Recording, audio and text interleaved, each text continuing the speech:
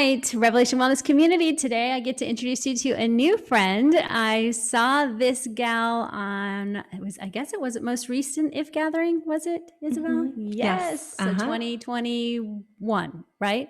The Yes, in 2021 If March. Gathering. Okay. I'm like, what month is it? What year are we in now? Anyways, she was on If Gathering, and as soon as she started sharing about her passion for women and food and nutrition and a wise approach to it, I was surprised I was talking to my team going, we have not had a nutritionist on the show, like a nutritionist that has this love for God and heart centered in that, but also brings this message in a way that I think lines up with us. So you guys today, Isabel Garza is here.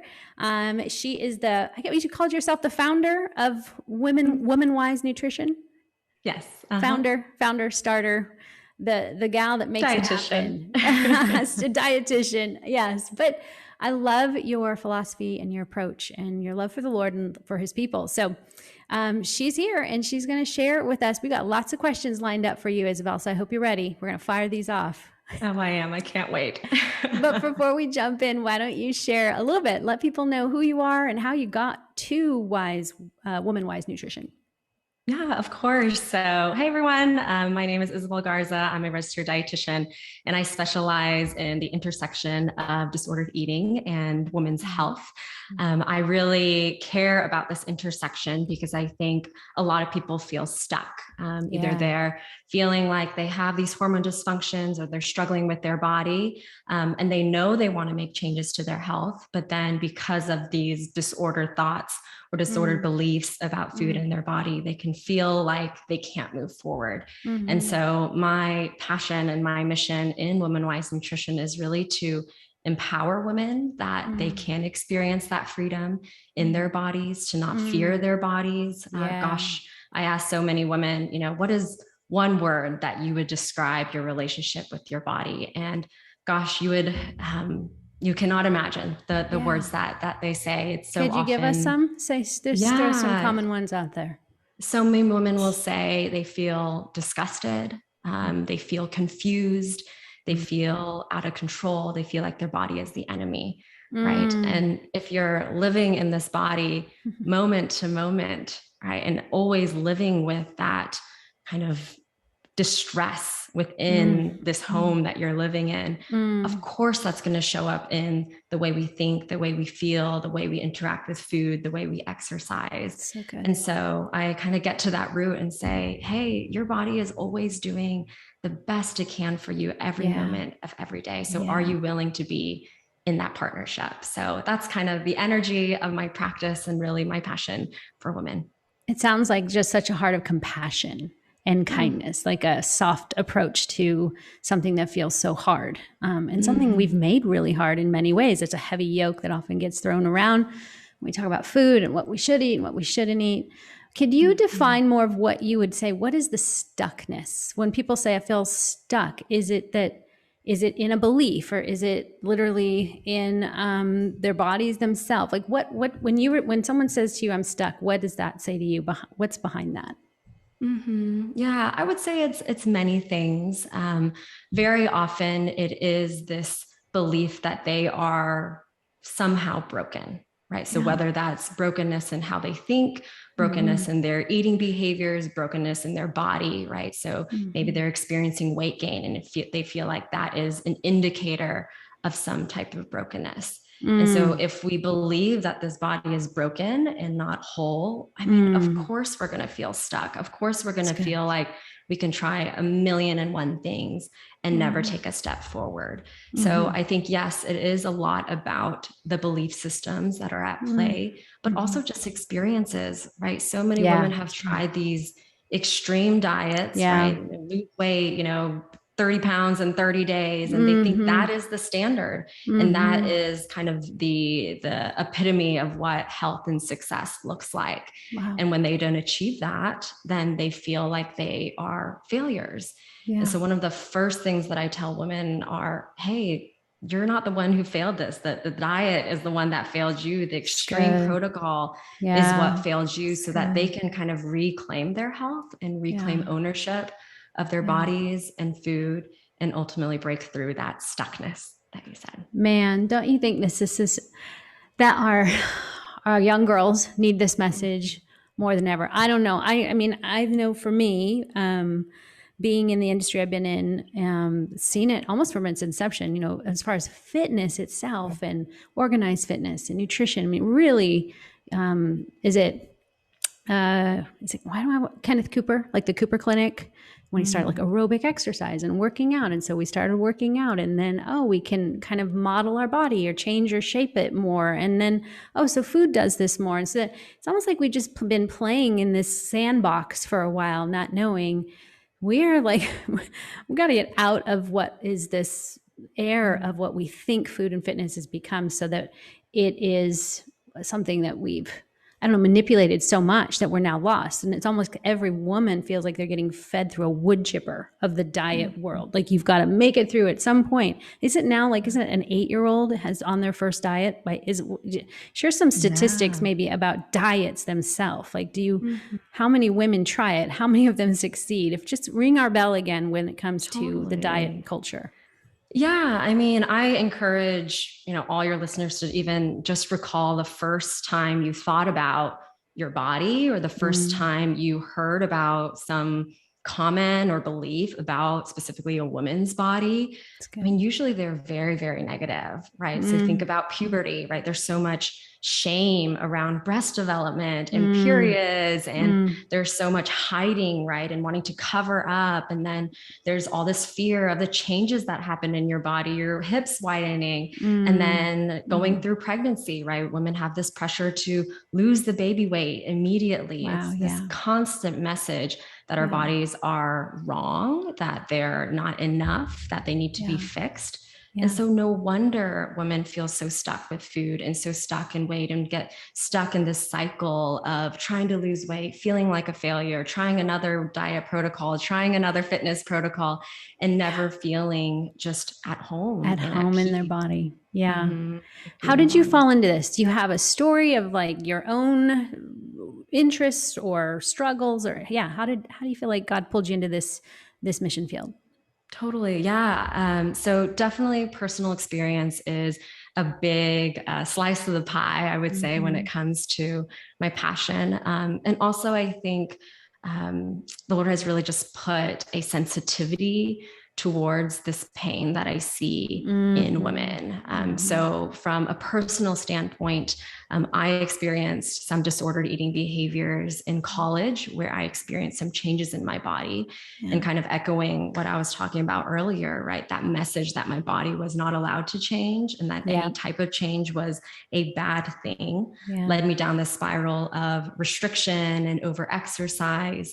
And then later on, I was actually diagnosed with PCOS, which is polycystic ovarian syndrome. It's a hormone dysfunction that can lead to binge-like behaviors. It can lead to disordered eating behaviors. It can lead to anxiety, depression, all kinds of stuff that make it really challenging to navigate a body that seems like there's something wrong with it, right? That's good. But in that process, I was really able to understand what was going on, right? That weight gain wasn't necessarily a bad thing. It was my body trying to say, hey, like, I'm stressed, or I'm experiencing some hormone imbalances. Hey, can you listen? Can you help me help you? Right. When it comes to these symptoms that are happening, I would say hormones are just a messenger, right? And so often we shoot the messenger in that process. So again, that partnership is so important. So when I was able to learn to create a partnership with my body, rather than constantly fighting my body or white knuckling through symptoms, gosh, that's when freedom really showed up. And that's actually when a lot of my hormone symptoms kind of went into remission. Right. Man. Okay. You're already, I know my listeners are freaking out right now going, yes, say this more, say this more. I talk about this in many ways too, but for hearing it from you now is ringing the bell again, that this state of being that we live in with our nervous system, what we're really thinking or processing about, creates an environment inside of us. So you're hitting on hormones. Let's go there. Help people understand, what is a hormone? Why does it matter to my body? Like, help them unmask this idea of their hormones. Yeah, I think hormones, the word can feel a little intimidating. And Yeah, or also there's like, a lot of yeah, a lot of negative connotation to connotation it, around. right? Or we Yeah, just talk about yeah. that over there with that doctor. We don't talk about that in our, just how it is part of our daily life. Yeah. Exactly. Yeah. So I like to just simplify it. Hormones are just that messenger, right? They're signals, they're red flags, they're kind of like this game of telephone inside our body that helps us understand how to better take care of it. So that is so key to understand, right? That even when signs and symptoms that are uncomfortable show up, so whether that's acne or weight gain or mood swings or even hair loss, right?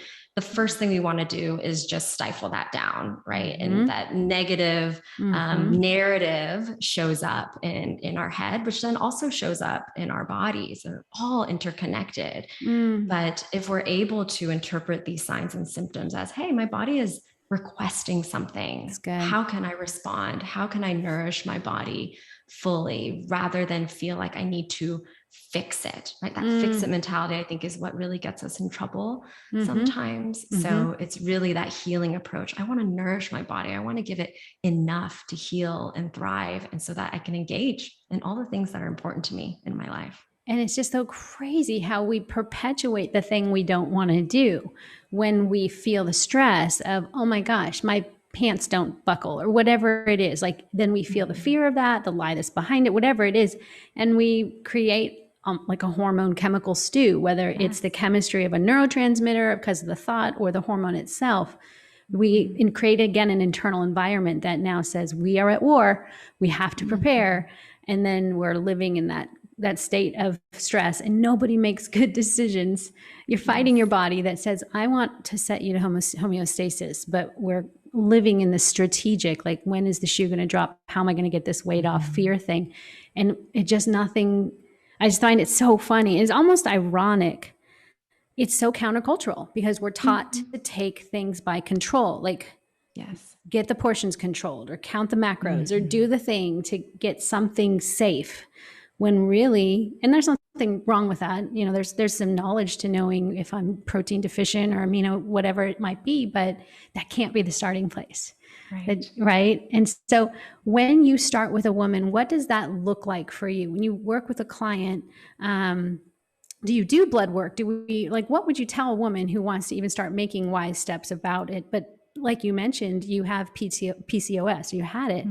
You can do all you want, but if that was there, and you don't know it, there's power behind that knowledge of knowing, oh, my body is actually sending out flags. I can't change anything until I cooperate with my body. So do you do that? Do you help people? Do they get blood work? Or what would you suggest to a woman who wants to take wise steps towards her nutrition? Yeah. So I'd say a lot of women are outsourcing a lot of information, right? They're looking on the internet, they're Googling certain words, Dr. Google, right? The most popular doctor out there. Yes.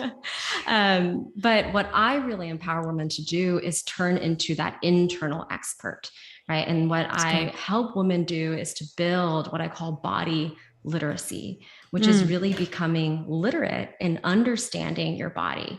Now, I know that is more complex, right, than just saying, okay, listen to your body, best of luck. And so I do help women interpret, okay, what is that signal telling you when you're experiencing really strong cravings, when you're noticing that you feel shaky and dizzy? What does that mean about your body? What is your body asking you to do for it?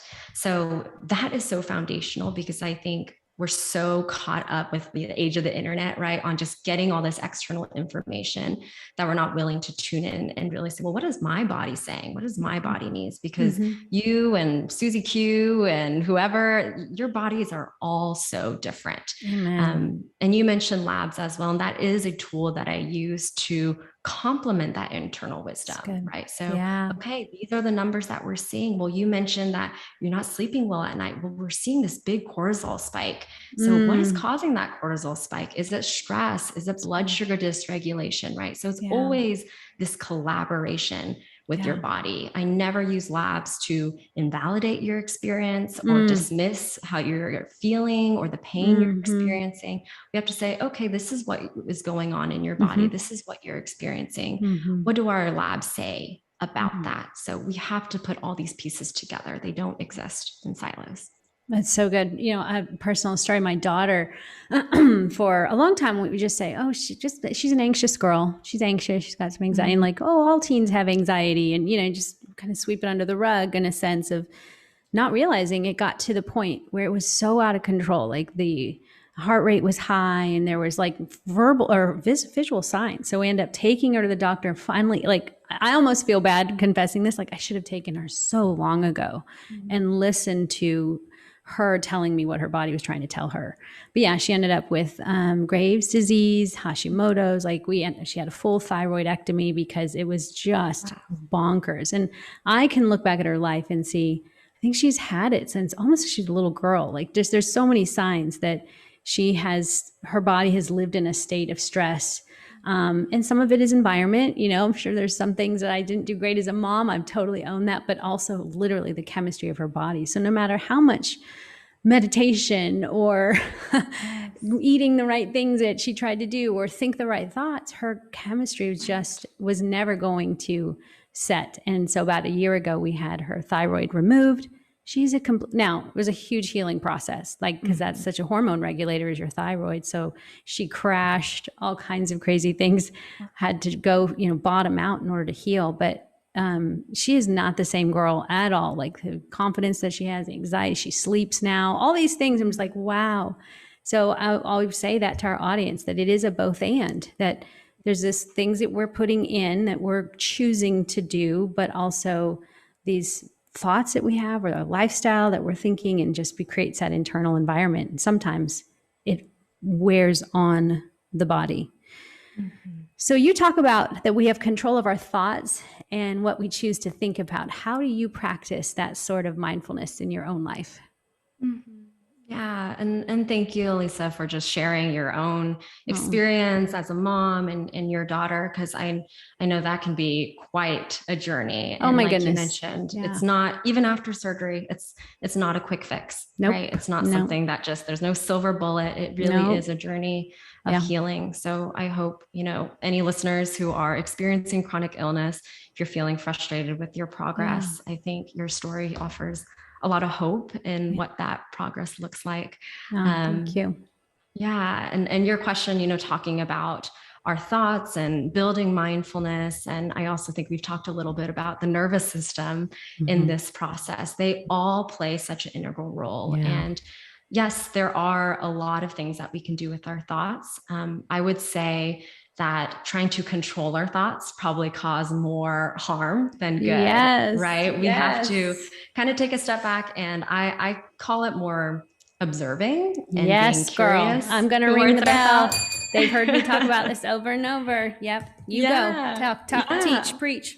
I would say, you know, using an analogy of like sitting on a beach, right? When we're fighting our thoughts, it's like we're getting caught up in the waves and we're caught up in that riptide, and you can fight all day and you're still going to get turned over and over, and you're going to get pretty exhausted, right? But if you can sit on the beach and watch the waves, that is a completely different experience. So there is definitely a separation of your thoughts that are really important. In fact, for a lot of my clients who have more extreme symptoms of disordered eating, a lot of invasive thoughts about food restriction, body image, I like to name that entity. So name the thoughts, give them a personality, right? And that helps that separation, that, hey, you are not your thoughts, right? If you have this thought about judgment around your food or criticism towards your body, you can say, hey, that's not me. That's just those automatic thoughts. Those are just the waves going, I'm sitting on the beach,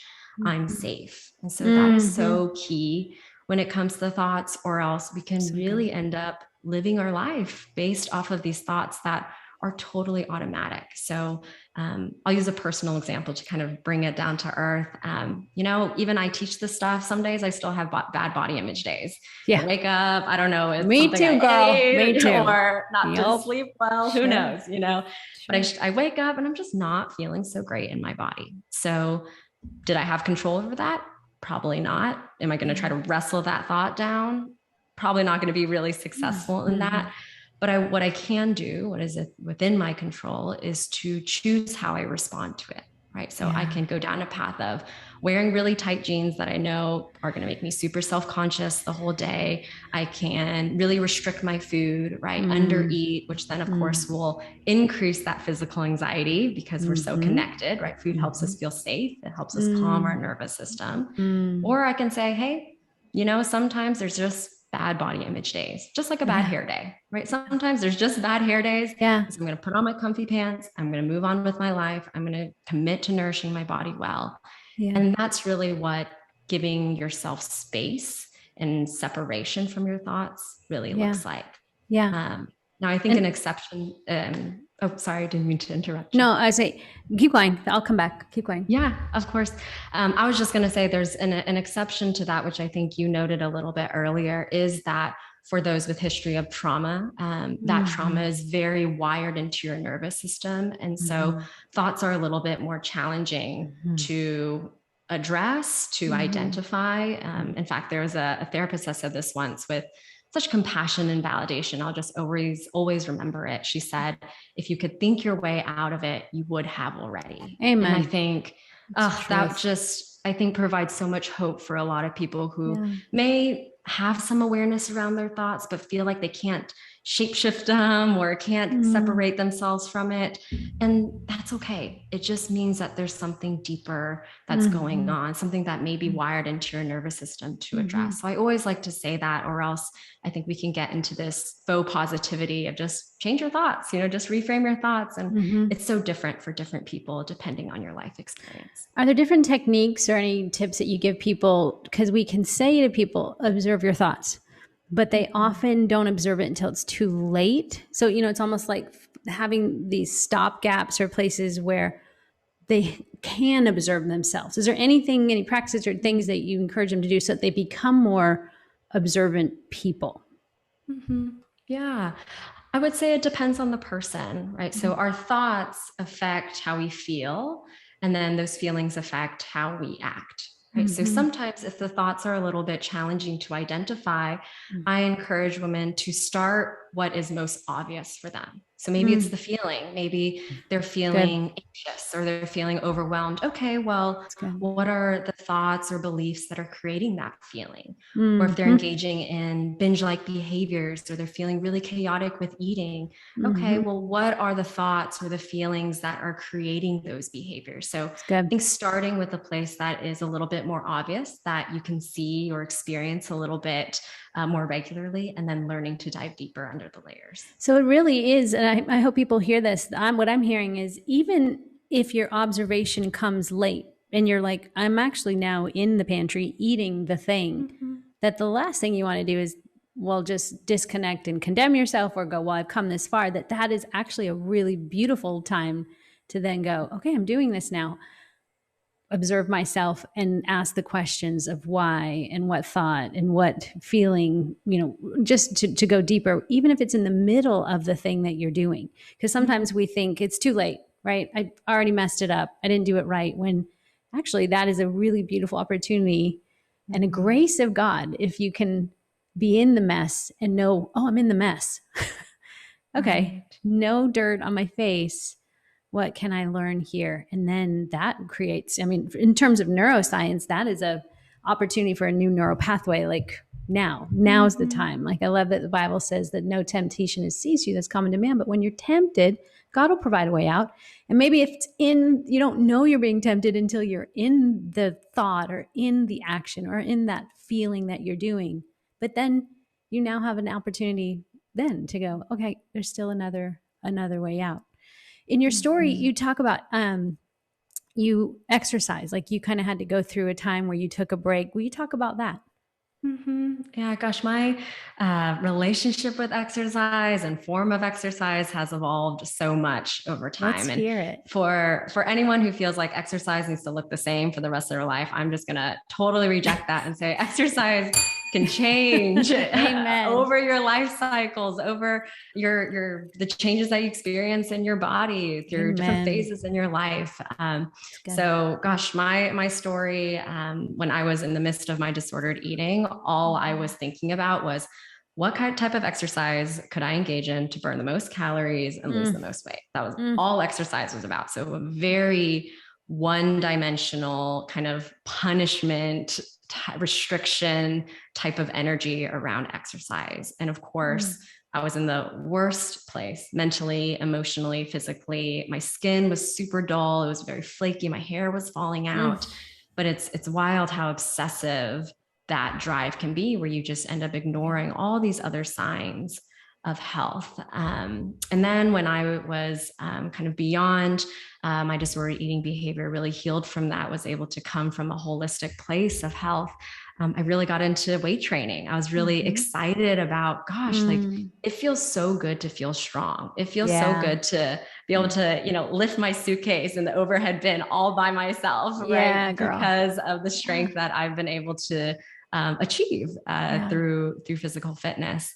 And then actually I had to shelf exercise for a little while because I experienced a bit of a flare in my PCOS. I was around the time that I experienced that diagnosis. So I was really fatigued. I would work out once a week and I felt like I had to take 5 days to recover. So looking back, gosh, I remember all these judgmental thoughts just saying, I'm lazy. I can't believe this is what I'm doing. I should, right? That should word, should be able to work out more. And in retrospect, I just see that as exactly what my body needed. It needed to heal. It needed to slow down. It needed to recover.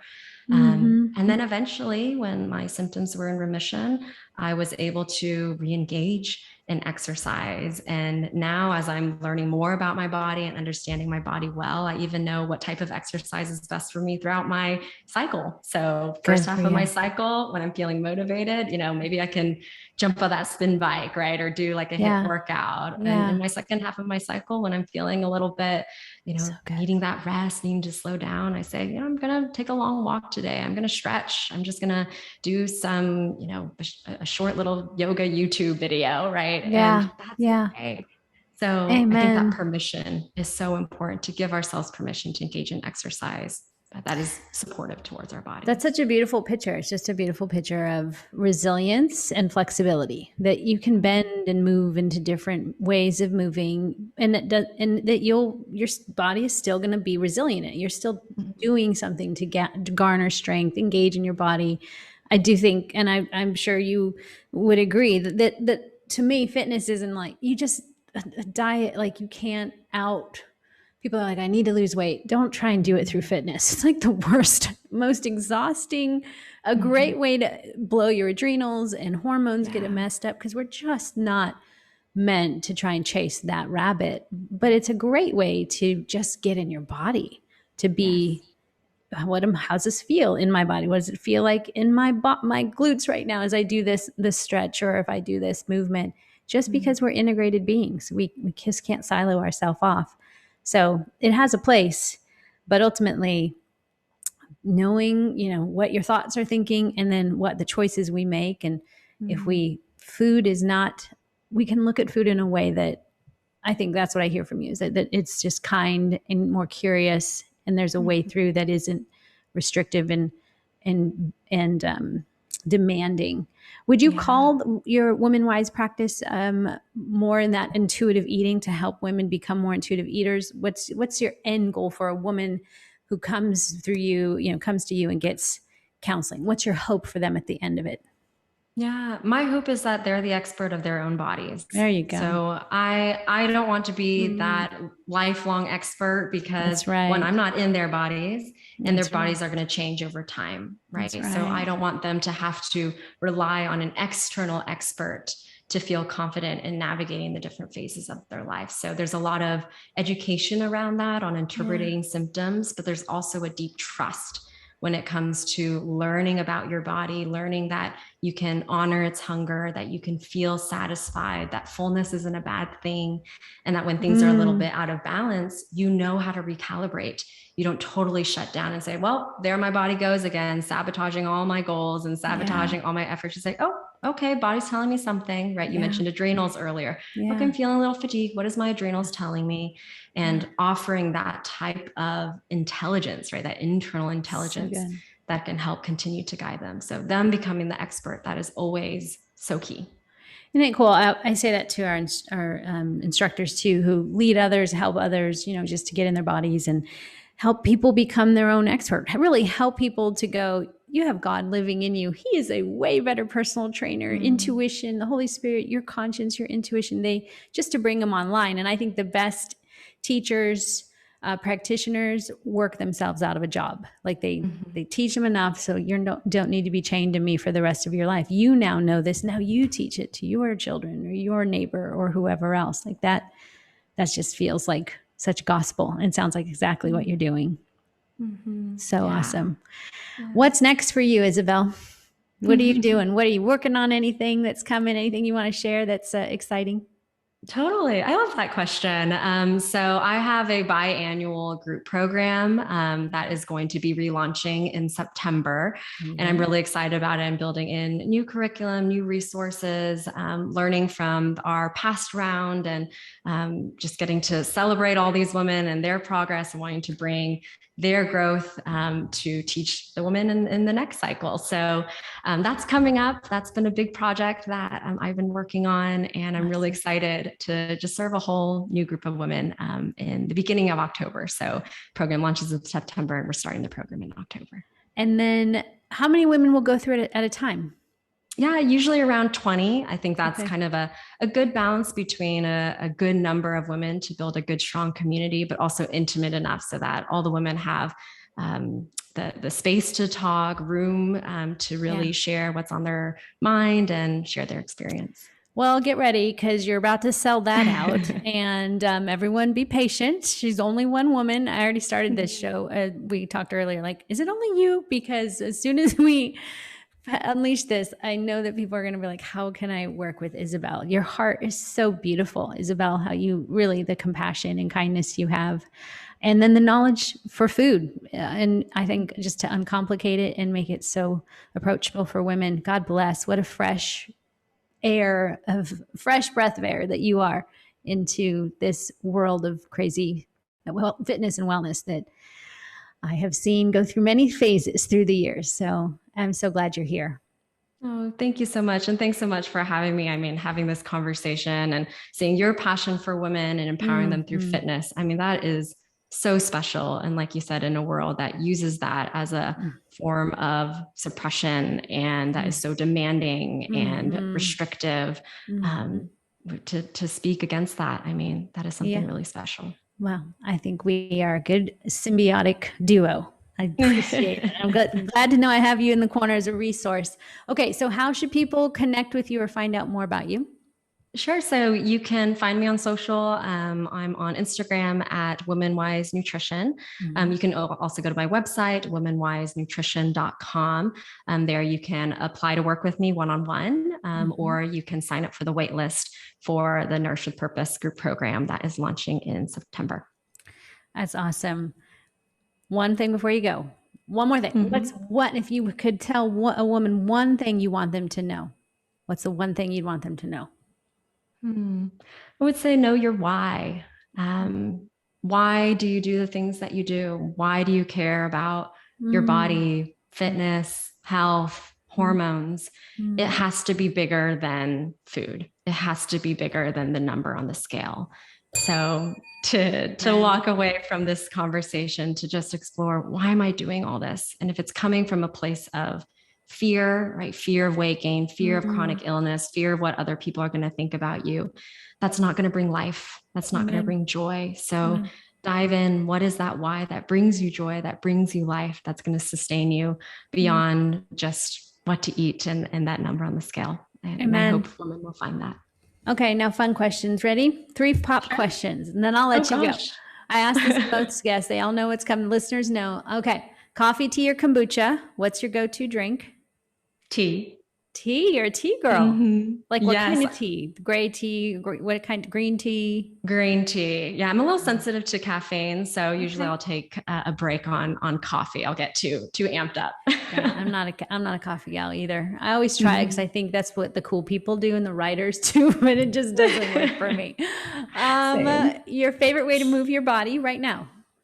I would say doing a 30-minute spin session. That's been really stress relieving and my cardio is not the best. So I've been really challenging myself in that area. Okay. Do you have like a Peloton or anything like that, or a stationary bike for 30 minutes? Yeah, we have a gym that I'll just hop on one of those bikes and pull up a YouTube video or something like that. Make so many resources. Yes. Mm-hmm. Well, you can use Revwell TV. We have tons of free workouts with Jesus and pointing you to the goodness of God.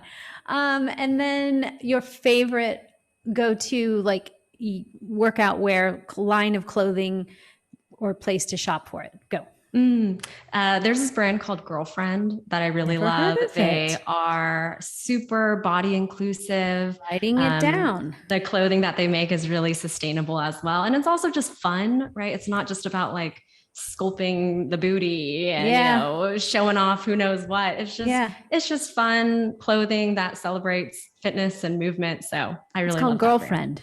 Yeah, it's called Girlfriend. Did you someone introduce you to it, or did they like? I've never heard. I know a lot about yoga clothes and all things. I've never heard of it. How'd you find them? Actually, not sure. Probably through the grapevine somehow or another, or maybe through social media. You know, there's so much ads these days. Yeah, if you look at one pair of pants, then you see every line of everything. Yes. Oh, that's fun. All right. Well, Isabel, don't be surprised if we have you back again and ask more questions, because I know our listeners are going to be like, get her back. Let's talk more, especially as holidays approach and all the different things. So I hope you'd be willing to come back, but we'll talk again soon. Sound good? Yes. Thank you, Alisa. So glad to be here. You're welcome. Thanks for being here.